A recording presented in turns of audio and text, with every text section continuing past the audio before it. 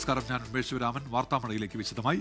കന്യാസ്ത്രീകൾക്കെതിരായ NIA case നിലനിൽക്കില്ല എന്ന നിയമവിദഗ്ധർ. ചട്ടങ്ങൾ പാലിക്കാതെയാണ് കേസ് NIAക്ക് കൈമാറിയത്. ഇതിനെതിരെ ഛത്തീസ്ഗഡ് ഹൈക്കോടതിയെ സമീപിക്കാൻ ഒരുങ്ങുകയാണ് കന്യാസ്ത്രീകളും കത്തോലിക്കാ സഭയും. മനുഷ്യക്കടത്തെന്ന ഷെഡ്യൂൾഡ് കുറ്റം ചുമത്തിയതോടെയാണ് കന്യാസ്ത്രീമാർക്കെതിരായ കേസ് NIA കോടതിയിലേക്ക് എത്തിയത്. ജാമ്യം അനുവദിച്ചുകൊണ്ടുള്ള വിധിയിൽ ഇനി കേസ് അന്വേഷിക്കേണ്ടത് NIA ആണെന്നും പറയുന്നു. പക്ഷേ കേസ് NIAക്ക് വിടുന്നതിനായി പാലിക്കേണ്ട നടപടിക്രമങ്ങൾ ഒന്നും പാലിക്കപ്പെട്ടിട്ടില്ല. NIA നിയമത്തിലെ 6-ാം വകുപ്പിൽ ഇതേക്കുറിച്ച് വിശദീകരിച്ചിട്ടുണ്ട്. NIAക്ക് കൈമാറേണ്ട കേസിനെ കുറിച്ച് ആദ്യം സംസ്ഥാനം കേന്ദ്ര ആഭ്യന്തര മന്ത്രാലയത്തിലേക്ക് വിവരം നൽകണം. അവിടെ counter terrorism and radicalisation division കേസെടുക്കാൻ 15 ദിവസത്തിനകം ഉത്തരവിറക്കണം. ഇതൊന്നും കന്യാസ്ത്രീകളുടെ കേസിൽ സംഭവിച്ചിട്ടില്ല.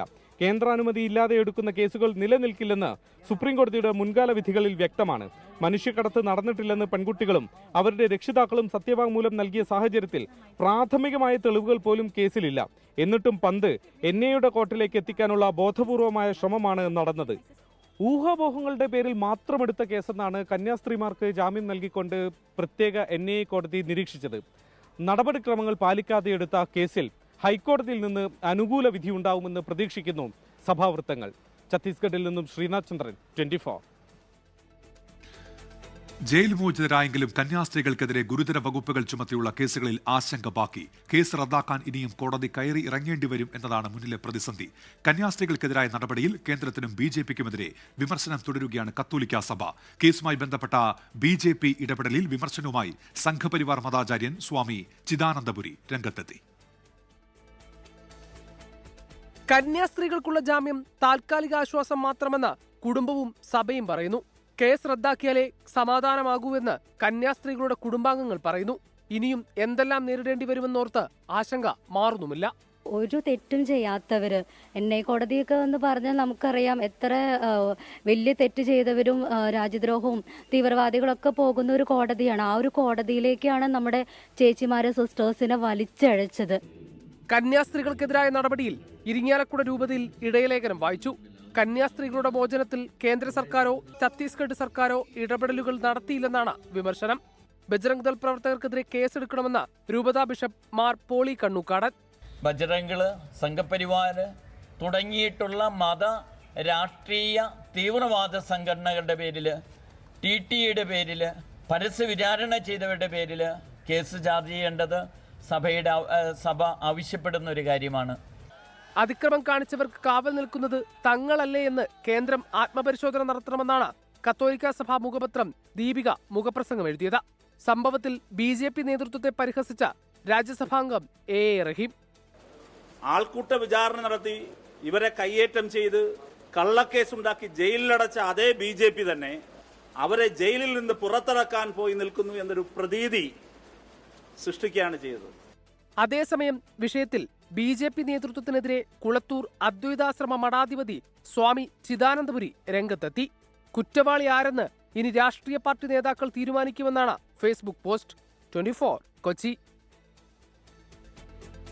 വയനാട്ടിൽ ബജ്രംഗ് ദൾ കൊലവിളിയിൽ കേസെടുത്ത് പോലീസ്. ഹിന്ദു വീടുകളിൽ കയറിയാൽ കാൽ വെട്ടുമെന്ന് പാസ്റ്റർക്ക് നേരെ ഭീഷണി മുഴക്കിയ സംഭവത്തിലാണ് നടപടി. ഏപ്രിലിൽ ഉണ്ടായ സംഭവത്തിന്റെ ദൃശ്യങ്ങൾ സമൂഹ മാധ്യമങ്ങളിൽ പ്രചരിച്ചതോടെയാണ് കേസ്.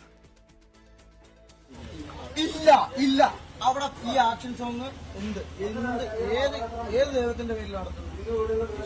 യേശുവിന്റെ പേരിൽ. എന്തുകൊണ്ട് ചേട്ടൻ ഹിന്ദു വീടുകളിൽ കയറി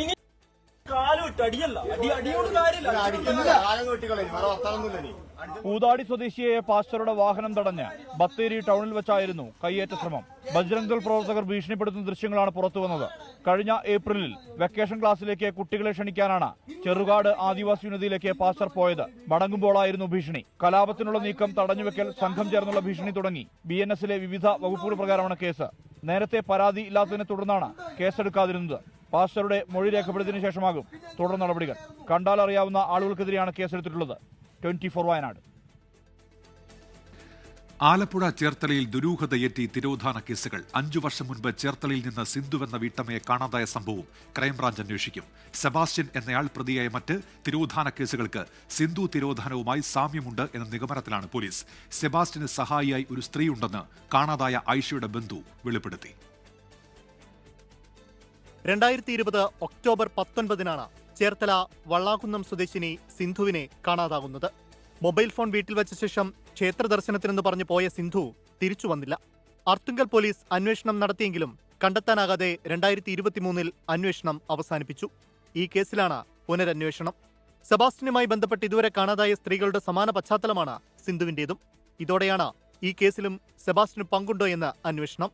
അതിനിടെ തിരോധാന കേസുകളിൽ സെബാസ്റ്റ്യന് സഹായികളുണ്ടെന്ന വെളിപ്പെടുത്തലുമായി കാണാതായ ഐഷയുടെ സഹോദരപുത്രൻ ഹുസൈൻ രംഗത്തെത്തി.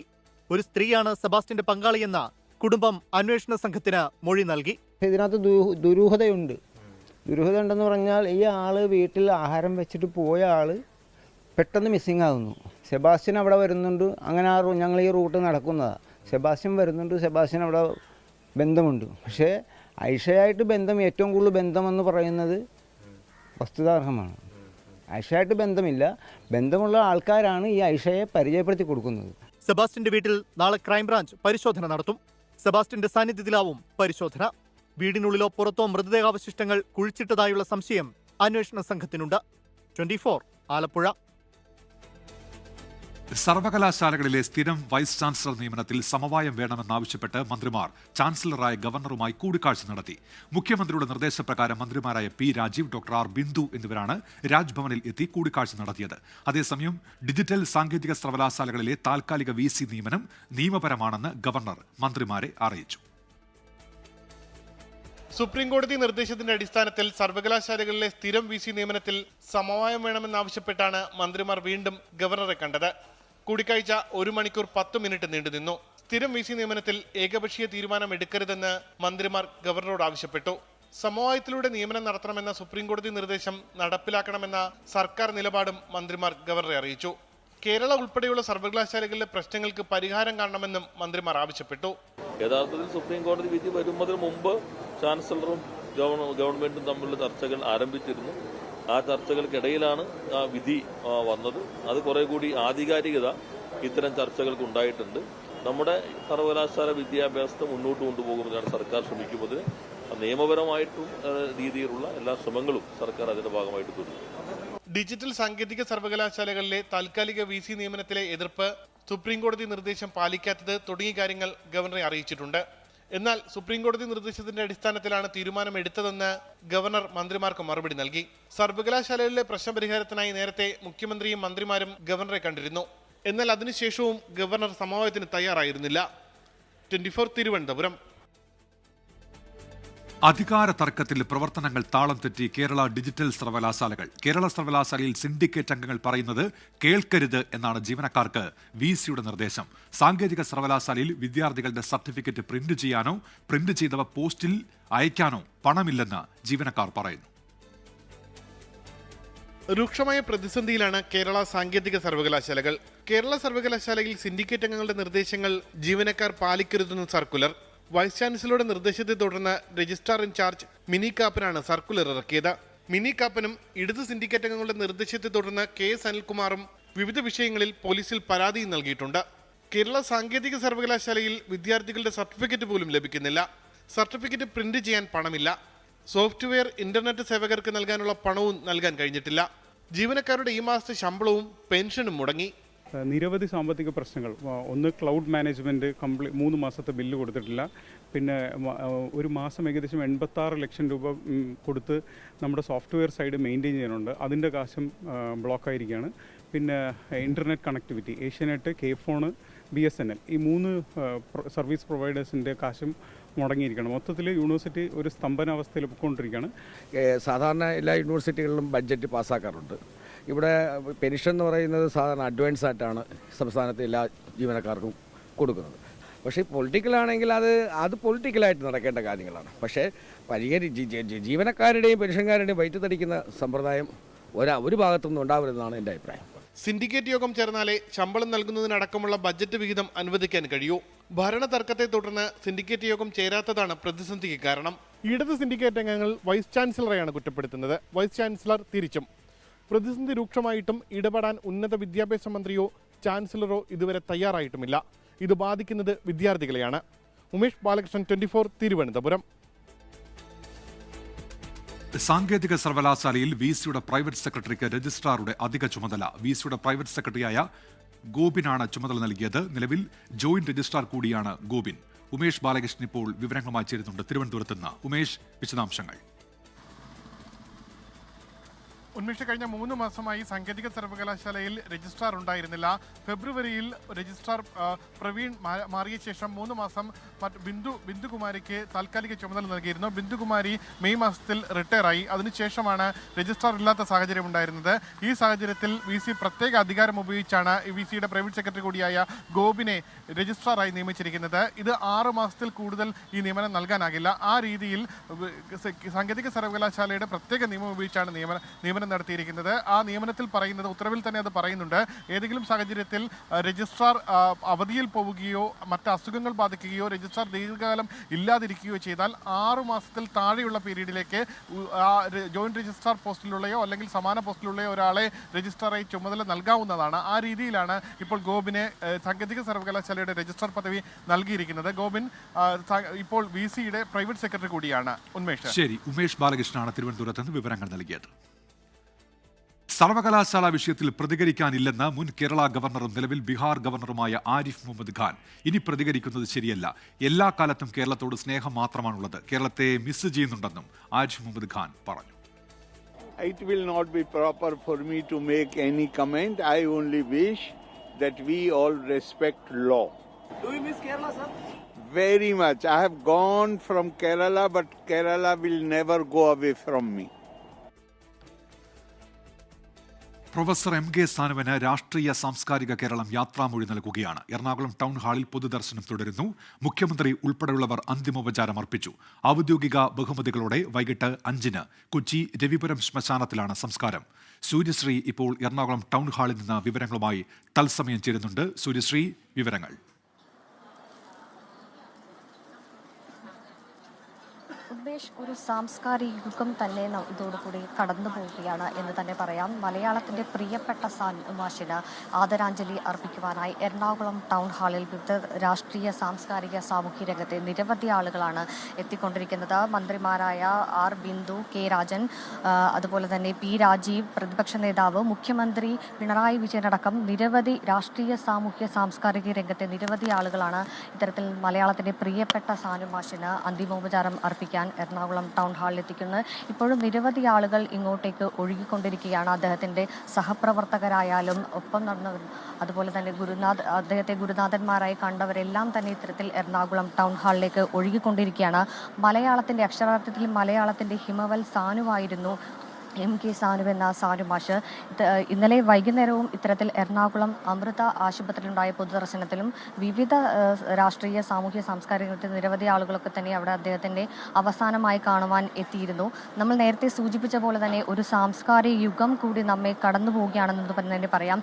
കാരണം അന്യജീവന് ഉതകുന്നതാകണം തൻ്റെ ജീവിത സന്ദേശത്തിൽ വിശ്വസിക്കുകയും ആ ജീവിതം തന്നെ പാലിക്കുകയും ചെയ്ത ഒട്ടേറെ തലമുറകൾക്ക് അറിവ് പകർന്നു നൽകിയ സാനു മാഷ് നമ്മളോട് വിട പറയുകയാണ്. അദ്ദേഹത്തിൻ്റെ ഒരുപാട് ശിഷ്യരൊക്കെ തന്നെയും അദ്ദേഹത്തിൻ്റെ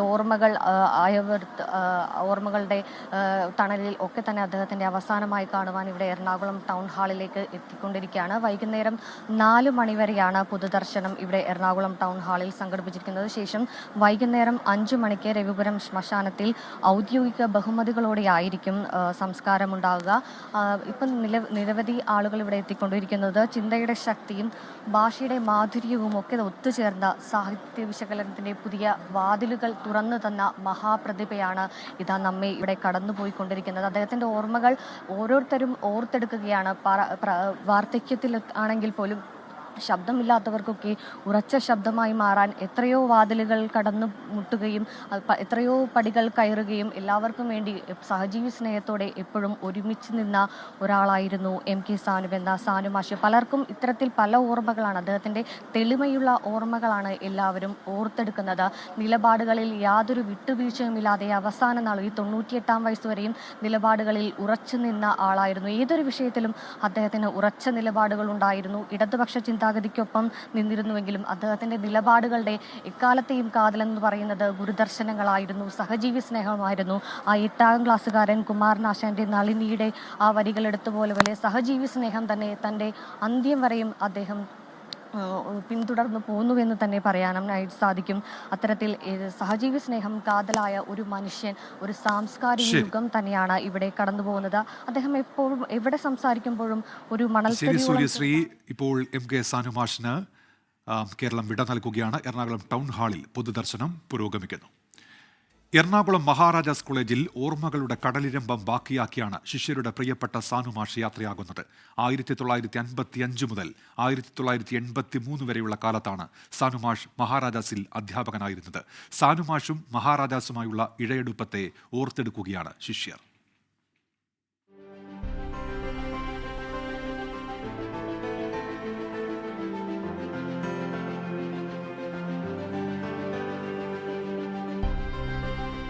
ആലപ്പുഴയിലെ തുമ്പോളിയിൽ നിന്ന് മഹാരാജാസ് കോളേജിൽ അധ്യാപകനാകുന്നതോടെയാണ് സാനുമാഷ് കൊച്ചിക്ക് പ്രിയപ്പെട്ടവനായി മാറുന്നത്. 1955 MK സാനു മഹാരാജാസിലെ മലയാളം വിഭാഗത്തിൽ അധ്യാപകനായെത്തുന്നത്. ഏറ്റവും കൂടുതൽ കാലം അദ്ദേഹം അധ്യാപകനായിരുന്നതും പല തലമുറകളെ തെളിച്ചമുള്ള വാക്കുകൾ കൊണ്ട് നയിച്ചതും മഹാരാജാസിന്റെ മണ്ണിലാണ്. രാഷ്ട്രീയ സാംസ്കാരിക രംഗത്തെ പ്രഗത്ഭരായ പലരും അദ്ദേഹത്തിന്റെ ശിഷ്യരാണ്. AK ആന്റണി, വൈക്കം വിശ്വൻ, മമ്മൂട്ടി എന്നിങ്ങനെ നീണ്ട നിരയാണ്. 1983 സാനുമാഷ് മഹാരാജാസിൽ നിന്ന് പടിയിറങ്ങുന്നത്. ഓർമ്മകളുടെ കടലുമായി പിന്നെയും മാഷ് മഹാരാജാസിൽ സജീവമായിരുന്നു. സാനുമാഷ് 1955 മഹാരാജാസ് കോളേജ് മലയാളം ഡിപ്പാർട്ട്മെന്റ് അധ്യാപകനായിട്ട് എത്തുന്നത്. ഇടക്കാലത്ത് ട്രാൻസ്ഫറായി പോയതൊഴിച്ചാൽ 83 വരെ ഒരു ദീർഘകാലം മഹാരാജാസ് കോളേജ് മലയാളം ഡിപ്പാർട്ട്മെൻറ്റിൽ അധ്യാപകനായിട്ട് സാനുമാഷ് ഉണ്ടായിരുന്നു. മഹാരാജാസ് കോളേജിനെ സംബന്ധിച്ചിടത്തോളം കോളേജിൻ്റെ പൊതുപരിപാടികളിലും മലയാളം ഡിപ്പാർട്ട്മെൻറ്റിൻ്റെ പരിപാടികളിലും അതുപോലെ തന്നെ ഇവിടെ നടക്കുന്ന ഏതൊരു പരിപാടിയും പല ഡിപ്പാർട്ട്മെൻറ്റ് ഹിസ്റ്ററി അടക്കം പല ഡിപ്പാർട്ട്മെൻറ്റുകളിലും പരിപാടികളിലെല്ലാം സജീവ സാന്നിധ്യമായിരുന്നു സാനുമാഷ്. 2020 സാനുമാഷും 4 ശിഷ്യരും മഹാരാജാസ് കോളേജിൽ ഒത്തുകൂടിയിരുന്നു. 1986 മാഷ് ആദ്യമായി കോളേജിൽ പഠിപ്പിക്കാനെത്തുമ്പോൾ ശിഷ്യനായിരുന്ന പ്രതാപ് ചന്ദ്രൻ, മുൻ MP സെബാസ്റ്റ്യൻ പോൾ, 1967 BA മലയാളം വിദ്യാർത്ഥിനി കനകം, 1981 MA മലയാളം വിദ്യാർത്ഥിനി സതീദേവി എന്നിവരായിരുന്നു മാഷിനൊപ്പം ഉണ്ടായിരുന്നത്. ഒരുപാട് നാളുകൾക്ക് ശേഷം പ്രിയ കലാലയത്തിൽ വെച്ച് സാനുമാഷിനെ കാണാനായതിന്റെ സന്തോഷമായിരുന്നു അന്നെല്ലാവർക്കും. അന്ന് മാഷ് പറഞ്ഞു, അധ്യാപകരെ എന്നും ഓർക്കുന്ന ശിഷ്യരുണ്ടാകുന്നതിനേക്കാൾ വലിയ സന്തോഷം മറ്റെന്താണുള്ളത്.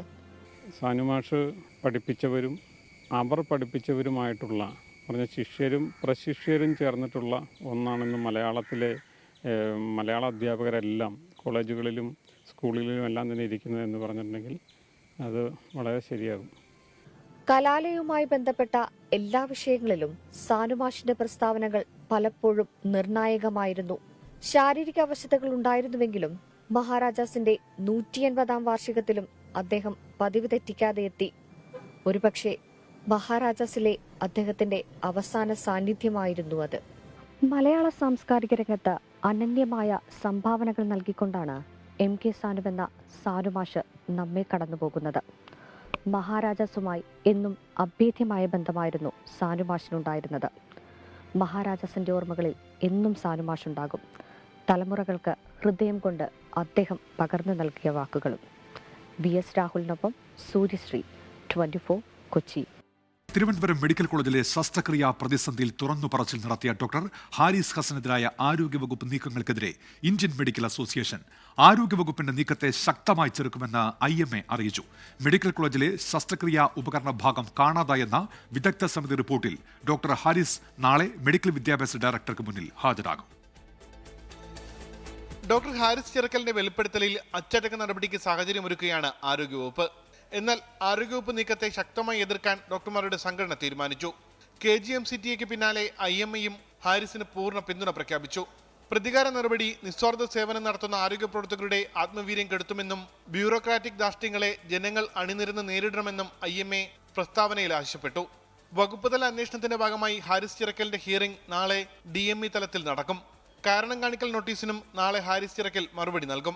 അതിനിടെ മെഡിക്കൽ കോളേജിൽ നിന്ന് കാണാതായ ഉപകരണം അപകടം പിടിച്ചതെന്ന വെളിപ്പെടുത്തലുമായി ഹാരിസ് രംഗത്തെത്തി. സുരക്ഷിതമല്ലാത്തതിനാൽ ഉൽപ്പന്നം കമ്പനികൾ തന്നെ നിർത്തിയെന്നും അടുത്ത കാലത്താണ് മുന്നറിയിപ്പ് ലഭിച്ചതെന്നും ഫേസ്ബുക്ക് പോസ്റ്റിൽ ഹാരിസ് പറഞ്ഞു. 24 തിരുവനന്തപുരം. ഇപ്പോൾ ഈ വിഷയത്തിൽ ആരോഗ്യമന്ത്രി വീണ ജോർജിന്റെ ഭാഗത്തുനിന്ന് വരുന്ന പ്രതികരണം ഇങ്ങനെയാണ്. ഹാരിസ് വിഷയത്തിൽ പറയേണ്ടതെല്ലാം താൻ കൃത്യമായി പറഞ്ഞു കഴിഞ്ഞു എന്നാണ് മന്ത്രി വീണ ജോർജ് ഇപ്പോൾ പ്രതികരിച്ചിരിക്കുന്നത്. മറ്റൊരു വാർത്ത ഇപ്പോൾ വരുന്നത് സംസ്ഥാനത്ത് മഴ മുന്നറിയിപ്പിൽ മാറ്റമുണ്ടായിരിക്കുന്നു എന്നുള്ളതാണ്. ഇന്ന് 7 ജില്ലകളിൽ അതിശക്ത മഴയ്ക്കുള്ള ഓറഞ്ച് അലർട്ട് ഇപ്പോൾ പ്രഖ്യാപിച്ചിട്ടുണ്ട്. തിരുവനന്തപുരം, കൊല്ലം, പത്തനംതിട്ട, ആലപ്പുഴ, കോട്ടയം, എറണാകുളം, ഇടുക്കി ജില്ലകളിലാണ് ഈ ഓറഞ്ച് അലർട്ട്. ബാക്കി എല്ലാ ജില്ലകളിലും യെല്ലോ മുന്നറിയിപ്പുണ്ട്. അങ്ങനെ എല്ലാ ജില്ലകളിലും ഇപ്പോൾ മഴ മുന്നറിയിപ്പ് വന്നിരിക്കുന്നു എന്നാണ് തിരുവനന്തപുരത്ത് നിന്ന് മേഘന അറിയിക്കുന്നത്. സിനിമാ നിർമ്മാണത്തിൽ നികുതി ഇളവുകൾ പരിഗണനയിൽ. നയരൂപീകരണ ചർച്ചയുടെ കരടിലാണ് നികുതി ഇളവുകളെക്കുറിച്ച് സൂചിപ്പിച്ചിരിക്കുന്നത്. സിനിമാ കോൺക്ലേവിന്റെ അവസാന ദിവസം 4 പ്രധാന വിഷയങ്ങളിൽ ചർച്ച പുരോഗമിക്കുകയാണ്. നികുതി ഇളവുകളും നികുതി ഒഴിവാക്കലുകളും ഇൻസെന്റീവുകളും പരിഗണിക്കുമെന്നാണ് ചർച്ചാരേഖ. ലിംഗസമത്വം പാലിക്കുന്ന സിനിമകൾക്ക് ഇളവ് നൽകണം.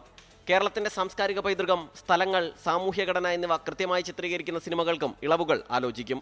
സ്ത്രീകളെയും പാർശ്വവൽക്കരിക്കപ്പെട്ട സമൂഹങ്ങളെക്കുറിച്ചുമുള്ള കഥകൾ പറയുന്ന സിനിമകൾക്കും ഇളവുകളുണ്ടാകും. ഇതിനായി അർഹമായ സിനിമകൾ തിരഞ്ഞെടുക്കാൻ കമ്മിറ്റി രൂപീകരിക്കണമെന്നും കരടിൽ നിർദ്ദേശമുണ്ട്. തുല്യതയും ഉണർവും ഉറപ്പുവരുത്തുന്ന ഉള്ളടക്കത്തിന് സർക്കാർ സബ്സിഡികളും പരിഗണനയിലാണ്. KSFDCയുടെ കുറഞ്ഞ പലിശ നിരക്കിലുള്ള ലോൺ പദ്ധതി നിർമ്മാതാക്കൾക്ക് നൽകും. കോൺക്ലേവിന്റെ അവസാന ദിവസമായ ഇന്ന് 4 പ്രധാന വിഷയങ്ങളിൽ ചർച്ച പുരോഗമിക്കുകയാണ്. നികുതി ഇളവുകളും നികുതി ഒഴിവാക്കലും, അടിസ്ഥാന സൗകര്യ വികസനം, ഫിലിം ടൂറിസം, ചലച്ചിത്ര വിദ്യാഭ്യാസം തുടങ്ങിയ വിഷയങ്ങളിലാണ് ചർച്ച. ചർച്ചകളിലെ നിർദ്ദേശങ്ങൾ വൈകുന്നേരം നടക്കുന്ന പ്ലീനറി സെഷനിൽ വിശകലനം ചെയ്യും. കോൺക്ലേവിൽ ഉയർന്നുവന്ന മുഴുവൻ നിർദ്ദേശങ്ങളും പരിഗണിച്ചാവും സിനിമാ നയം രൂപീകരിക്കുക. 24 തിരുവനന്തപുരം. ED ഉദ്യോഗസ്ഥനും പ്രതിയായ വിജിലൻസ് കേസിൽ നിർണായക കണ്ടെത്തൽ. അസിസ്റ്റന്റ് ഡയറക്ടർ ശേഖർ കുമാറിന്റെ സാമ്പത്തിക ഇടപാടുകളിൽ ദുരൂഹതയുണ്ട് എന്നാണ് വിജിലൻസിന്റെ കണ്ടെത്തൽ. കഴിഞ്ഞ വർഷങ്ങളിൽ കോടികളുടെ ഓഹരി ഇടപാടുകളാണ് ശേഖർ കുമാർ നടത്തിയത്. പ്രതിയായ ശേഖർ കുമാറിന്റെ സാമ്പത്തിക ഇടപാടുകൾ കേന്ദ്രീകരിച്ചുള്ള തെളിവ് ശേഖരണമാണ് വിജിലൻസ് നടത്തുന്നത്. ആദ്യഘട്ടത്തിൽ തന്നെ ലഭിച്ചത് ഞെട്ടിക്കുന്ന വിവരങ്ങളാണ്. എൻഫോഴ്സ്മെന്റ് ഡയറക്ടറേറ്റിലെ അസിസ്റ്റന്റ് ഡയറക്ടറായ ശേഖർ കുമാർ കഴിഞ്ഞ വർഷം മാത്രം നടത്തിയത് കോടികളുടെ ഓഹരി ഇടപാടുകൾ. പണത്തിന്റെ ഉറവിടം തേടിയുള്ള അന്വേഷണത്തിലാണ് വിജിലൻസ്. ശേഖർ കുമാറിനെ വീണ്ടും ചോദ്യം ചെയ്യും. കേസ് അന്വേഷിച്ചിരുന്ന ഉദ്യോഗസ്ഥനായ S. ശശിധരനെ മറ്റു ചുമതല നൽകി മാറ്റിയെങ്കിലും അന്വേഷണത്തിന് തിരിച്ചടിയാകില്ലെന്നാണ് വിജിലൻസിന്റെ വിശദീകരണം. കൊല്ലത്തെ കശുവണ്ടി വ്യവസായിയുടെ ED കേസ് ഒഴിവാക്കാൻ 2 കോടി രൂപ ചോദിച്ചുവെന്ന കേസിലാണ് ED അസിസ്റ്റന്റ് ഡയറക്ടർ ശേഖർ കുമാറിനെ വിജിലൻസ് പ്രതി ചേർത്തത്. വിവാദങ്ങൾക്ക് പിന്നാലെ ശേഖർ കുമാറിനെ ഷില്ലോങ്ങിലേക്ക് സ്ഥലം മാറ്റിയിരുന്നു. 24 കൊച്ചി. സംസ്ഥാനത്ത് ശക്തമായ മഴ തുടരും. ഇന്ന് 7 ജില്ലകളിൽ ഓറഞ്ച് അലർട്ട് പ്രഖ്യാപിച്ചു. മറ്റ് ജില്ലകളിൽ യെല്ലോ മുന്നറിയിപ്പാണ്. മേഘന മുരളിയുണ്ട് വിവരങ്ങളുമായി. ഇപ്പോൾ തിരുവനന്തപുരത്ത് നിന്ന് മേഘന, പുതുക്കിയ മുന്നറിയിപ്പുകൾ എങ്ങനെയാണ്?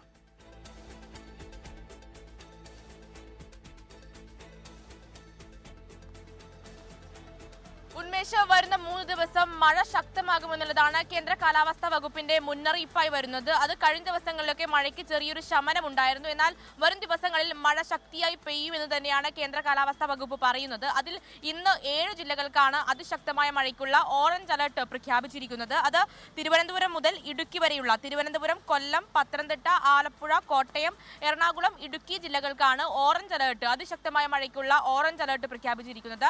ബാക്കി എല്ലാ ജില്ലകളിലും ഇന്ന് യെല്ലോ മുന്നറിയിപ്പുണ്ട്. അതുപോലെ തന്നെ നാളെയും പല ജില്ലകളിലും പത്തനംതിട്ട, ആലപ്പുഴ, കോട്ടയം, എറണാകുളം, ഇടുക്കി, തൃശൂർ ജില്ലകളിൽ നാളെ ഓറഞ്ച് അലർട്ട് പ്രഖ്യാപിച്ചിട്ടുണ്ട്. അങ്ങനെ അതിശക്തമായ മഴ പെയ്യുമെന്ന് തന്നെയാണ് കേന്ദ്ര കാലാവസ്ഥാ വകുപ്പ് പറയുന്നത്. അതുപോലെ തന്നെ ശക്തമായ കാറ്റും, മണിക്കൂറിൽ 40 മുതൽ 50 കിലോമീറ്റർ വരെ വേഗതയിൽ, ചിലപ്പോൾ 60 കിലോമീറ്റർ വേഗതയിൽ കാറ്റ് വീശാനുള്ള സാധ്യതയുണ്ട്. അതുകൊണ്ട് തന്നെ കാറ്റിനെയും സൂക്ഷിക്കണമെന്ന് കേന്ദ്ര കാലാവസ്ഥാ വകുപ്പ് പറയുന്നു. എന്തായാലും വരുന്ന 3 ദിവസത്തേക്ക് എല്ലാ ജില്ലകളിലും അലർട്ട് നൽകി, മഴ മുന്നറിയിപ്പ് നൽകിയാണ് ഇപ്പോൾ കേന്ദ്ര കാലാവസ്ഥാ വകുപ്പ് ഒരു ജാഗ്രതാ നിർദ്ദേശം നൽകുന്നത്. അതുപോലെ തന്നെ മലയോര മേഖല, തീരദേശ മേഖലകളിലും മഴ ശക്തമായേക്കുമെന്നും കേന്ദ്ര കാലാവസ്ഥാ വകുപ്പ് പറയുന്നുണ്ട്. നിലവിൽ ഇന്ന് 7 ജില്ലകളിലാണ് രാത്രി വൈകി വരെ മഴ പെയ്യാമെന്നുള്ളൊരു കേന്ദ്ര കാലാവസ്ഥാ വകുപ്പിന്റെ മുന്നറിയിപ്പ് വരുന്നത്. 7 ജില്ലകളിൽ ഓറഞ്ച് അലർട്ടാണ്. മേഘന മുരളിയാണ് തിരുവനന്തപുരത്ത് നിന്ന് വിവരങ്ങൾ നൽകിയത്. ഇടുക്കി മൂന്നാറിൽ നായ്ക്കളെ കൂട്ടത്തോടെ പിടികൂടി ജീവനോടെ കുഴിച്ചുമൂടി എന്ന പരാതിയിൽ കേസെടുത്ത് പോലീസ്. അനിമൽ റെസ്ക്യൂ ടീമിന്റെ പരാതിയിൽ മൂന്നാർ പഞ്ചായത്തിന്റെ വാഹനം ഓടിക്കുന്ന ഡ്രൈവർക്കെതിരെയാണ് കേസ്. നായ്ക്കളെ പഞ്ചായത്ത് വാഹനത്തിൽ കയറ്റിക്കൊണ്ടുപോകുന്ന ദൃശ്യങ്ങൾ പുറത്തുവന്നു.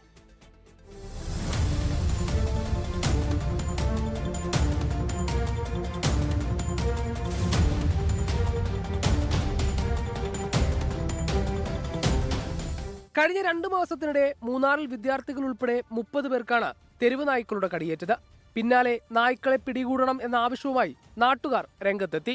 ഇതോടെയാണ് തെരുവ് നായ്ക്കളെ പഞ്ചായത്ത് അധികൃതർ പിടികൂടിയത്. എന്നാൽ പിടികൂടിയ 200-ലേറെ നായ്ക്കളെ ജീവനോടെ കുഴിച്ചുമൂടിയെന്നാണ് ആനിമൽ റെസ്ക്യൂ സംഘം പോലീസിൽ നൽകിയ പരാതി. കുറ്റക്കാരെ നിയമത്തിന് മുമ്പിൽ കൊണ്ടുവരണമെന്നുള്ളതും അത് മാത്രവുമല്ല, ഈ തെളിവ് നശിപ്പിക്കാനായിട്ട് ഈ അധികൃതർ തന്നെ, പഞ്ചായത്തുമായിട്ട് ബന്ധപ്പെട്ട അധികൃതർ തന്നെ ബോഡി എടുത്ത് മാറ്റി അവിടെ നിന്ന് മാറ്റിക്കളയാനുള്ള ഒരു ഗൂഢമായ നീക്കം നടക്കുന്നതായിട്ടും വ്യക്തമായിട്ടുണ്ട്. മൃഗങ്ങൾക്കെതിരായ ക്രൂരത തടയുന്നതുൾപ്പെടെയുള്ള വകുപ്പുകൾ ചുമത്തി പഞ്ചായത്ത് വാഹനത്തിന്റെ ഡ്രൈവർക്കെതിരെ കേസെടുത്തു. എന്നാൽ നായ്ക്കളെ കൊന്നു കുഴിച്ചുമൂടിയിട്ടില്ലെന്നാണ് പഞ്ചായത്തിന്റെ വിശദീകരണം. 24 ഇടുക്കി.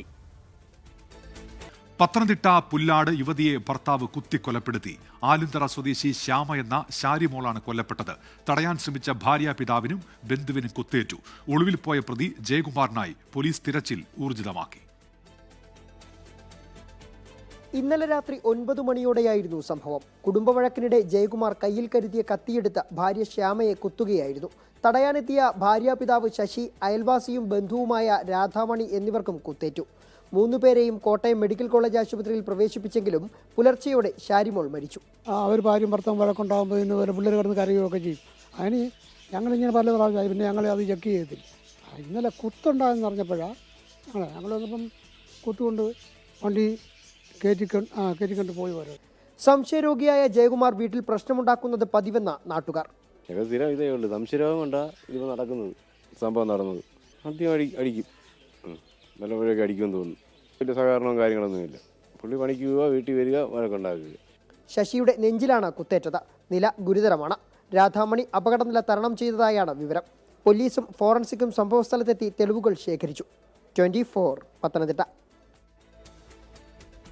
കോഴിക്കോട് പതങ്കയം വെള്ളച്ചാട്ടത്തിൽ വിദ്യാർത്ഥി ഒഴുക്കിൽപ്പെട്ടു. മഞ്ചേരിയിൽ നിന്ന് വന്ന 6 അംഗ സംഘത്തിൽ ഉൾപ്പെട്ട വിദ്യാർത്ഥിയാണ് ഒഴുക്കിൽപ്പെട്ടത്. ഫയർഫോഴ്സും പോലീസും ചേർന്ന് ഇപ്പോൾ തിരച്ചിൽ നടത്തുകയാണ്. മിഥില ബാലൻ വിവരങ്ങളുമായി ഇപ്പോൾ കോഴിക്കോട് നിന്ന് ചേരുന്നുണ്ട്. മിഥില, ഇവിടെ ഈ വെള്ളച്ചാട്ടം കാണാനെത്തുന്നവർ കുടുങ്ങുന്നത് പതിവാണല്ലോ. ഇപ്പോൾ എന്താണ് സംഭവിച്ചത്? എന്തൊക്കെയാണ് വിവരങ്ങൾ മിഥില? ഉന്മേഷം 12:30-ക്കാണ് ഇത്തരത്തിലുള്ള ഒരു സംഭവം ഉണ്ടായത്. പതങ്കയം വെള്ളച്ചാട്ടത്തിലാണ് ഈ +1 വിദ്യാർത്ഥി ഒഴുക്കിൽപ്പെട്ടിട്ടുള്ളത്. ഇരുവഴിഞ്ഞിപ്പുഴയാണ് ഈ സമയം എന്നത് അത്യാവശ്യം നല്ല ഒഴുക്കുള്ള ഒരു സമയമാണ്. മാത്രമല്ല പതങ്കയം വെള്ളച്ചാട്ടവും അതിൻ്റെ സമീപ പ്രദേശവുമെല്ലാം പാറക്കെട്ടുകൾ നിറഞ്ഞതാണ്. അത്യാവശ്യം ഞാൻ നേരത്തെ പറഞ്ഞതുപോലെ തന്നെ നല്ല ഒഴുക്കുണ്ട്, പാറക്കെട്ടുകളുമുണ്ട്. അതുകൊണ്ട് തന്നെ ഈ രക്ഷാപ്രവർത്തനം അതീവ ദുർഘടമാണ്. നിലവിലിപ്പോൾ മുക്കം ഫയർഫോഴ്സിൻ്റെ നേതൃത്വത്തിലാണ് ഇപ്പോൾ ഇവിടങ്ങളിൽ പരിശോധന നടക്കുന്നത്. ഒപ്പം തന്നെ കോടഞ്ചേരി പോലീസും സ്ഥലത്തുണ്ട്. സന്നദ്ധ സംഘടനാ പ്രവർത്തകരും ഈ ഒരു രക്ഷാപ്രവർത്തനത്തിൽ ആ വിദ്യാർത്ഥികൾക്കായുള്ള തിരച്ചിൽ ഇപ്പോൾ അവിടെ നടത്തുന്നുണ്ട്. മുക്കം ഫയർഫോഴ്സുമായി നമ്മൾ ബന്ധപ്പെട്ടപ്പോൾ അറിയാൻ അത്യാവശ്യം നല്ല, ഞാൻ നേരത്തെ സൂചിപ്പിച്ചതുപോലെ തന്നെ നല്ല ഒഴുക്കുണ്ട്, പാറക്കെട്ടുകൾ നിറഞ്ഞൊരു പ്രദേശമാണ്. അതാണ് ഇവർക്ക് തിരച്ചിലിനായുള്ള ഒരു വെല്ലുവിളി എന്നത്. +1 വിദ്യാർത്ഥിയാണ്. 6 അംഗ സംഘമാണ് ഇത്തരത്തിൽ ഈ ഒരു പതങ്കയത്ത് വെള്ളച്ചാട്ടം കാണാനായി എത്തിയിട്ടുണ്ടായിരുന്നത്. അതിൽ ഒരു വിദ്യാർത്ഥിയാണ് ഒഴുക്കിൽപ്പെട്ടിട്ടുള്ളത്. നിലവിൽ ആ വിദ്യാർത്ഥിയുടെ വിവരം ലഭിക്കുന്നത് ഇങ്ങനെയാണ്. അലൻ അഷ്റഫ് MMHSS തുറക്കൽ മഞ്ചേരി സ്കൂളിലെ വിദ്യാർത്ഥിയാണ് എന്നാണ് അറിയാൻ കഴിയുന്നത്. എന്തുതന്നെയായാലും ഇപ്പോൾ ആ ഒരു മേഖലയിൽ പരിശോധന തുടരുകയാണ്. ഉന്മേഷ് സൂചിപ്പിച്ചതുപോലെ തന്നെ ഈ പതങ്കയം എന്ന സ്ഥലത്ത് അടിക്കടി ഇത്തരത്തിൽ വിനോദസഞ്ചാരികൾ എത്തുന്നുണ്ട്. അവർ അപകടത്തിൽപ്പെടുന്ന ഒരു സാഹചര്യവും നിലവിലുണ്ട്. ഉന്മേഷ്. ശരി, മിഥില ബാലനാണ് ഇപ്പോൾ കോഴിക്കോട് നിന്ന് വാർത്തയുടെ വിശദാംശങ്ങൾ നൽകിയത്. ഇപ്പോൾ കൊല്ലം ശാസ്താംകോട്ട റെയിൽവേ സ്റ്റേഷനിൽ നിന്ന് 6 കിലോ കഞ്ചാവ് പിടികൂടിയെന്ന വാർത്ത അരുൺ രാജ് അറിയിക്കുന്നുണ്ട്. ബാംഗ്ലൂർ കന്യാകുമാരി ഐലൻഡ് എക്സ്പ്രസ് ശാസ്താംകോട്ടിൽ എത്തിയപ്പോഴാണ് ഈ കഞ്ചാവ് പിടികൂടിയത്. പെരിനാട് സ്വദേശി അഭിലാഷ്, കൊല്ലം സ്വദേശി അനീസ് എന്നിവർ ഇപ്പോൾ പിടിയിലായി എന്നാണ് അരുൺ രാജ് അറിയിക്കുന്നത്. കൊല്ലത്ത് ഒഡീഷയിൽ നിന്ന് ട്രെയിൻ മാർഗം കൊണ്ടുവന്ന കഞ്ചാവാണ് ഇപ്പോൾ പിടികൂടിയിരിക്കുന്നത്. 6 കിലോ കഞ്ചാവാണ് കൊല്ലം ശാസ്താംകോട്ട റെയിൽവേ സ്റ്റേഷനിൽ വെച്ച് പിടികൂടിയത്. കോഴിക്കോട് തൊട്ടിൽപ്പാലം പശുക്കടവിലെ വീട്ടമ്മ ബോബിയുടെ മരണത്തിൽ നരഹത്യയ്ക്ക് കേസെടുക്കാൻ പോലീസ്. വൈദ്യുത കെണിയാണ് മരണകാരണം എന്ന നിഗമനത്തിലാണ് പോലീസ്. നിലവിൽ അസ്വാഭാവിക മരണത്തിനാണ് കേസെടുത്തിരിക്കുന്നത്. കൂടുതൽ പേരെ ചോദ്യം ചെയ്യാനാണ് തീരുമാനം. വൈദ്യുതി കെണിയിൽപ്പെട്ടാണ് വീട്ടമ്മ ബോബി മരിച്ചതെന്ന നിഗമനത്തിൽ ഉറച്ചു നിൽക്കുകയാണ് പോലീസ്. ഷോക്കേറ്റാണ് മരണമെന്നാണ് പ്രാഥമിക പോസ്റ്റ്മോർട്ടം റിപ്പോർട്ട്. പന്നിക്കായാണ് ഈ കെണി വെച്ചതെന്നാണ് അന്വേഷണത്തിൽ വ്യക്തമാകുന്നത്. നിലവിൽ അസ്വാഭാവിക മരണത്തിനാണ് കേസെടുത്തത്. മരണം ഷോക്കേറ്റായതിനാൽ നരഹത്യയോ മനഃപൂർവ്വമല്ലാത്ത നരഹത്യയോ വകുപ്പ് ചുമത്തിയേക്കും. ഇത്തരത്തിൽ വൈദ്യുതി കെണിവെക്കുന്ന ആളുകളെ കേന്ദ്രീകരിച്ചാണ് നിലവിൽ അന്വേഷണം പുരോഗമിക്കുന്നത്. ഒപ്പം പ്രദേശവാസികളുടെ മൊഴിയും രേഖപ്പെടുത്തും. വീട്ടമ്മ ഷോക്കേറ്റ് മരിച്ചതിനു ശേഷം വൈദ്യുതി കെണിയുമായി ബന്ധപ്പെട്ട സാധനങ്ങൾ അവിടെ നിന്നും മാറ്റിയതായും സംശയമുണ്ട്. ഇന്നലെ പ്രദേശത്ത് പോലീസ് നടത്തിയ അന്വേഷണത്തിലും ഇക്കാര്യത്തിൽ സൂചന ലഭിച്ചിരുന്നു. വളർത്തുപശുവിനെ അന്വേഷിച്ചു പോയ ബോബിയെ കൊക്കോത്തോട്ടത്തിൽ മരിച്ച നിലയിൽ കണ്ടെത്തുകയായിരുന്നു. സമീപത്ത് നിന്ന് വളർത്തുപശുവിനെയും ചത്ത നിലയിൽ കണ്ടെത്തിയിരുന്നു. 24 കോഴിക്കോട്. 4 വയസ്സുകാരനെ പുലി ആക്രമിച്ച തൃശൂർ മലക്കപ്പാറ വീരൻകുടിയിൽ പുലിഭീതി വിട്ടൊഴിയുന്നില്ല. ഇന്നലെ വൈകിട്ടും ഇന്ന് പുലർച്ചെയും പ്രദേശത്ത് പുലിയെത്തി. പ്രദേശവാസികളെ പുനരധിവസിപ്പിക്കുന്നതുമായി ബന്ധപ്പെട്ട ചർച്ചകൾക്കെത്തിയ ചാലക്കുടി തഹസിൽദാറുടെ കാർ കാട്ടാനെ ആക്രമിച്ചു. 4 വയസ്സുകാരനെ പുലി ആക്രമിച്ച മലക്കപ്പാറ വീരൻകുടി ഉന്നതിയിൽ പുലിഭീതി വിട്ടൊഴിയുന്നില്ല. ഇന്ന് പുലർച്ചെയും ഉന്നതിയിലെ കുടിലുകൾക്കകത്ത് ഉൾപ്പെടെ പുലി കയറി. പല കുടിലുകളിലും പുലിമാന്തിയ ലക്ഷണങ്ങളുണ്ട്. പ്രദേശത്ത് പുലിയുടെ കാൽപ്പാടുകളും കണ്ടെത്തി. ഇന്ന് രാത്രി ഇത് പുലി വന്നതാ. ഇത് കണ്ട വീട്ടിന്റെ പുലി കയറി. എല്ലാ വീട്ടിലും കയറിയിട്ടോട്ട് കഥവെല്ലാം തുറന്നു വിട്ട് എല്ലാ വീട്ടിലും പുലിയും കയറി. പോയി നോക്കിയിട്ട് എല്ലാവരും വന്ന് ഉണ്ടോ എന്താന്ന് സംഭവിക്കാന്ന്. ദൈവമാക്കിയും കൊണ്ടാണ് ഞങ്ങളെ പോർഷക്കാരും ഞങ്ങളുടെ പാർട്ടിക്കാരന്മാരും വന്ന് രാത്രി കൊണ്ടുപോയത്. അല്ലെങ്കിൽ എന്തെന്നൊക്കെ സംഭവിച്ചായിരുന്നു. ഇന്നലെ വൈകുന്നേരം പുലിയെ കണ്ടതോടെ ഉന്നതിയിലെ ആളുകളെ മലക്കപ്പാറയിലെ കമ്മ്യൂണിറ്റി ഹാളിലേക്ക് രാത്രിയോടെ മാറ്റിപ്പാർപ്പിച്ചിരുന്നു. വീരൻകുടി, അരേക്കാപ്പ് ഉന്നതികളിലെ 47 കുടുംബങ്ങളുടെ പുനരധിവാസത്തിനായി സ്ഥലമടക്കം കണ്ടെത്തിയെങ്കിലും വനം വകുപ്പ് തടസ്സം നിൽക്കുകയായിരുന്നു. ഇതിനിടെ പ്രദേശവാസികളെ പുനരധിവസിപ്പിക്കുന്നതുമായി ബന്ധപ്പെട്ട ചർച്ചയ്ക്കെത്തിയ ചാലക്കുടി തഹസിൽദാർ ജേക്കബിന്റെ വാഹനത്തിനു നേരെ കാട്ടാന ആക്രമണമുണ്ടായി. പ്രശ്നത്തിന് ശാശ്വത പരിഹാരം വേണമെന്നാണ് പ്രദേശവാസികളുടെ ആവശ്യം. 24 തൃശൂർ. പത്തനംതിട്ട കോഴഞ്ചേരിയിലാണ് ബൈക്കിലെത്തിയ സംഘം സ്ത്രീയുടെ മാല മോഷ്ടിച്ചത്. കോഴഞ്ചേരി സ്വദേശിനി ഉഷ ജോർജിന്റെ മാലയാണ് കവർന്നത്. സുജിത് സുരേന്ദ്രൻ ഇപ്പോൾ വിവരങ്ങളുമായി ചേരുന്നുണ്ട്. സുജിത്ത്, ഇതെപ്പോഴാണ് സംഭവം? ആളുകളെ തിരിച്ചറിഞ്ഞിട്ടുണ്ടോ? വിവരങ്ങൾ സുജിത്ത്.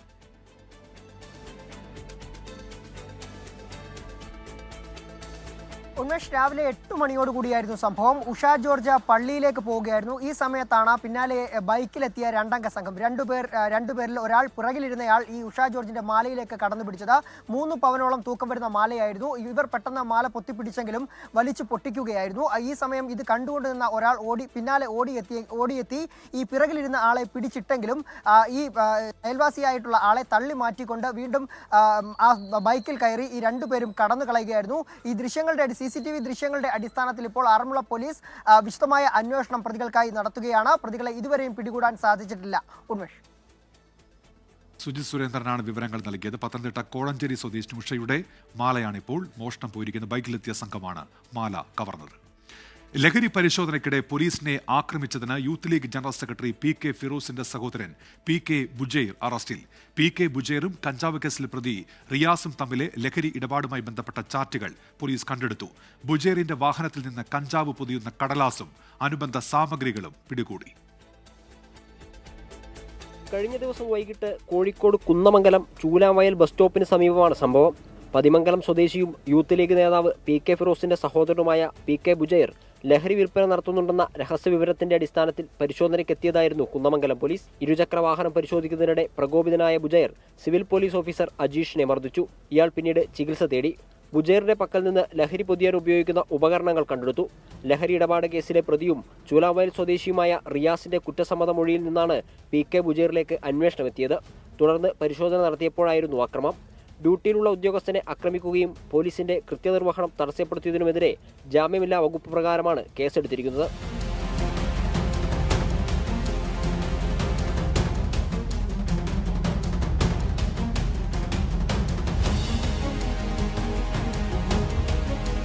സംഭവത്തിൽ പ്രതികരണവുമായി ബിനീഷ് കോടിയേരി രംഗത്തെത്തി.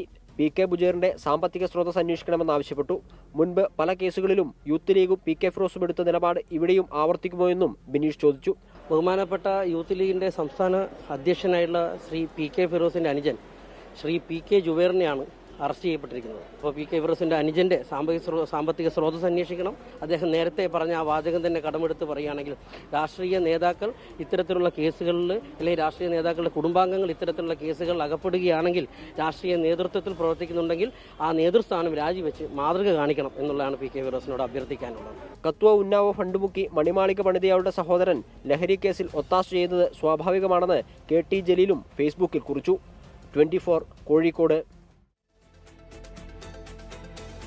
ധർമ്മസ്ഥലയിലെ നിഗൂഢതകൾ.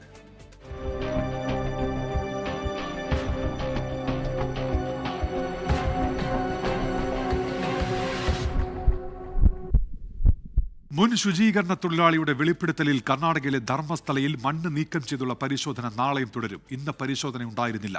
3 സ്പോട്ടുകളിലെ പരിശോധനയാണ് അവശേഷിക്കുന്നത്. 6-ാം നമ്പർ സ്പോട്ടിൽ നിന്ന് മാത്രമാണ് ഇതുവരെ അസ്ഥികൾ ലഭിച്ചത്. 5 ദിവസമെടുത്ത് പൂർത്തിയാക്കാനായത് 10 സ്പോട്ടുകളിലെ പരിശോധന. ഇതിൽ 6-ാം സ്പോട്ടിൽ നിന്ന് മാത്രമാണ് അസ്ഥികൾ കണ്ടെത്താനായത്. 15-ലധികം അസ്ഥികളുടെ ഫോറൻസിക് പരിശോധന നടക്കുന്നു. വനത്തോട് ചേർന്നുള്ള ശേഷിക്കുന്ന 3 സ്പോട്ടുകളും നാളെ പരിശോധിക്കാനാണ് നീക്കം. എന്നാൽ ഏതെങ്കിലും സ്പോട്ടിൽ നിന്ന് അസ്ഥി ലഭിച്ചാൽ മറ്റ് സ്പോട്ടുകളിലേക്ക് പരിശോധന കടക്കില്ല. പരിശോധന പൂർത്തിയാക്കി റിപ്പോർട്ട് തയ്യാറാക്കിയ ശേഷം ഫോറൻസിക് പരിശോധനാ ഫലം കൂടി വന്നാൽ മാത്രമേ അടുത്ത ഘട്ടത്തിലെ സ്പോട്ട് മാർക്കിങ്ങിലേക്ക് കടക്കുകയുള്ളൂ. നേരത്തെ വെള്ളപ്പൊക്കം ബാധിച്ച പ്രദേശമാണിതെല്ലാം. ഇടവിട്ട് പെയ്യുന്ന കനത്ത മഴ പരിശോധനയെ ബാധിക്കുന്നുണ്ട്. അതിനിടെ സാക്ഷിയെ SIT സംഘാംഗം ഭീഷണിപ്പെടുത്തിയെന്ന പരാതി കല്ലുകടിയായി. അന്വേഷണ സംഘം ഇതും ഗൗരവമായി പരിശോധിക്കുന്നുണ്ട്. മുഹമ്മദ് റഹീസ്, 24, ധർമ്മസ്ഥല. വിദേശ പഠനം ആഗ്രഹിക്കുന്നവർക്കായുള്ള ഏറ്റവും മികച്ച പ്ലാറ്റ്ഫോമായ 24 സ്റ്റഡി അബ്രോഡിന്റെ വിദ്യാഭ്യാസ എക്സ്പോയ്ക്ക് കോഴിക്കോടും വൻ പങ്കാളിത്തം. വിദേശ ഗവൺമെന്റ് യൂണിവേഴ്സിറ്റികളുടെ പ്രതിനിധികളെ നേരിട്ട് കണ്ട് അഡ്മിഷൻ നേടാൻ 100 കണക്കിന് വിദ്യാർത്ഥികളാണ് ഗോകുലം ഗ്രാൻഡിലെ സ്പോട്ട് അഡ്മിഷൻ സെന്ററിൽ എത്തിയത്.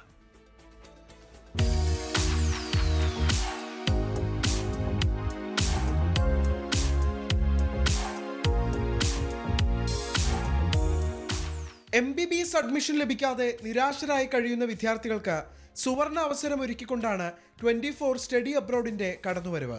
മധ്യേഷ്യയിലെ പ്രമുഖ മെഡിക്കൽ സർവകലാശാലകളിലേക്കുള്ള സ്പോട്ട് അഡ്മിഷനാണ് തിരുവനന്തപുരത്തിനും കൊച്ചിക്കും പിന്നാലെ കോഴിക്കോടും നടന്നത്. കസാക്കിസ്ഥാനിലെ പ്രശസ്തമായ അൽ ഫറാബി യൂണിവേഴ്സിറ്റി ഉൾപ്പെടെ കസാക്കിസ്ഥാൻ, റഷ്യ, ഉസ്ബെക്കിസ്ഥാൻ എന്നീ രാജ്യങ്ങളിലെ സർക്കാർ മെഡിക്കൽ യൂണിവേഴ്സിറ്റികളിൽ MBBS പഠനം കുറഞ്ഞ ചെലവിൽ പൂർത്തിയാക്കാനുള്ള അവസരമാണ് 24 സ്റ്റഡി അബ്രോഡ് നൽകുന്നത്. ഇതുവഴി national medical council, WHO, FMGE റെഗുലേഷനുകൾക്ക് വിധേയമായി ഉന്നത നിലവാരത്തിലുള്ള MBBS പഠനം പൂർത്തിയാക്കാൻ കഴിയും. 24 സ്റ്റഡി അബ്രോഡ് വിദ്യാർത്ഥികളെ വിടുന്നത് ലോകത്തിലെ ഏറ്റവും ഹയർ ഗ്രേഡിലുള്ള ഗവൺമെൻറ് യൂണിവേഴ്സിറ്റികളിലേക്കാണ്. അപ്പോൾ ഒരു കാരണവശാലും ഇതിനെ സംബന്ധിച്ച് പേരൻസിനോ വിദ്യാർത്ഥികൾക്കോ ഈ ഒരു സ്റ്റഡി അബ്രോഡ് വഴി അഡ്മിഷൻ എടുത്തതിൻ്റെ പേരിൽ നാളെ ദുഃഖിക്കേണ്ട, സങ്കടപ്പെടേണ്ട ഒരു സാഹചര്യം ഉണ്ടാകുന്നില്ല എന്നുള്ളതാണ്. 10% കുട്ടികൾക്ക് മാത്രമേ MBBSന് അഡ്മിഷൻ കിട്ടുന്നുള്ളൂ. ബാക്കിയുള്ള കുട്ടികൾ പുറത്ത് നിൽക്കുകയാണ്. അവർക്ക് പഠിക്കാനുള്ളൊരു ആഗ്രഹം ഉണ്ടായിരിക്കും, ഡോക്ടർ ആവണമെന്നുള്ള ഉണ്ടായിരിക്കും. നമ്മളെല്ലാത്തിനും നമ്മൾ സ്റ്റുഡൻസിന് എൻഡ് ടു എൻഡ് നമ്മൾ കുട്ടികൾക്ക് വേണ്ട എല്ലാ സപ്പോർട്ടും നമ്മളിവിടെ ചെയ്തു കൊടുക്കുന്നതായിരിക്കും. വിവിധ രാജ്യങ്ങളിലെ ആരോഗ്യ വിദ്യാഭ്യാസ മേഖലയിലെ വിദഗ്ധരുടെ സേവനവും എക്സ്പോയിൽ ഒരുക്കിയിരുന്നു. Study abroad, you can know more about different other cultures, you know more languages, and all world will be open for you. 24 Kozhikode.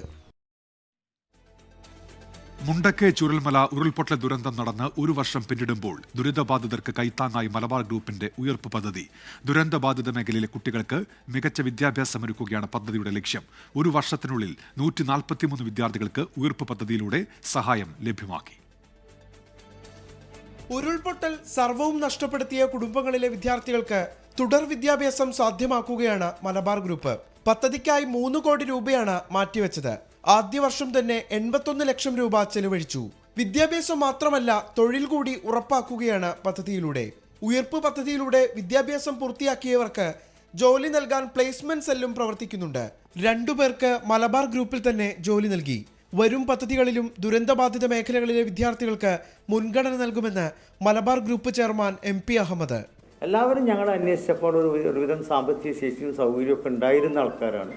പെട്ടെന്ന് രക്ഷിതാക്കളില്ല, ഇവർ പലരും ബാക്കിയായത് അവർ ഹോസ്റ്റലിലും സ്കൂളിലും അവിടെ പല സ്ഥലത്തും പഠിക്കാൻ പോയത് കൊണ്ടാണ് പലരും ബാക്കിയായതെന്നുള്ളതാണ് സത്യം. ആ സമയത്താണ് MLAയും ഡോക്ടർ ഇദ്രീസും കുറേ അവിടത്തുള്ള ടീമും എല്ലാം വന്നിട്ട് പറയുന്നത്, ഇവിടെ ഏറ്റവും വലിയൊരു പ്രശ്നമുണ്ട്, പ്രാദേശികമായിട്ട് പെട്ടെന്ന് ഇടപെടേണ്ടതാണ്. ഈ കുട്ടികളൊക്കെ സ്കൂളിൽ നിന്ന് പുറത്താണ്, ഫീസ് കൊടുക്കാത്തതുകൊണ്ട്, അല്ലെ കോളേജിൽ നിന്ന് പുറത്താണ്, ഒരു കണ്ടിന്യൂഷൻ പറ്റുന്നില്ല. ഫീസ് കൊടുക്കാൻ ഞങ്ങൾ തയ്യാറായി, എത്ര വർഷം വരും. അപ്പോൾ അത് പലരോടും എഡ്യൂക്കേഷൻ ഇൻസ്റ്റിറ്റ്യൂഷനായിട്ട് സംസാരിച്ചപ്പോൾ നല്ലൊരു ശതമാനം ഡിസ്കൗണ്ട് തന്നത്. കൽപ്പറ്റ MLA T സിദ്ദിഖിന്റെ അഭ്യർത്ഥന പ്രകാരമാണ് വിദ്യാഭ്യാസ പദ്ധതി ഏറ്റെടുക്കാൻ മലബാർ ഗ്രൂപ്പ് തീരുമാനിച്ചത്. നേരത്തെ പുത്തുമല ദുരന്തകാലത്തും കൈത്താങ്ങായി മലബാർ ഗ്രൂപ്പ് എത്തിയിരുന്നു. അന്ന് 16 കുടുംബങ്ങൾക്കാണ് വീട് നിർമ്മിച്ചു നൽകിയിരുന്നത്. 24 കോഴിക്കോട്. ഇനി നോക്കാം ഇപ്പോഴത്തെ കാലാവസ്ഥ.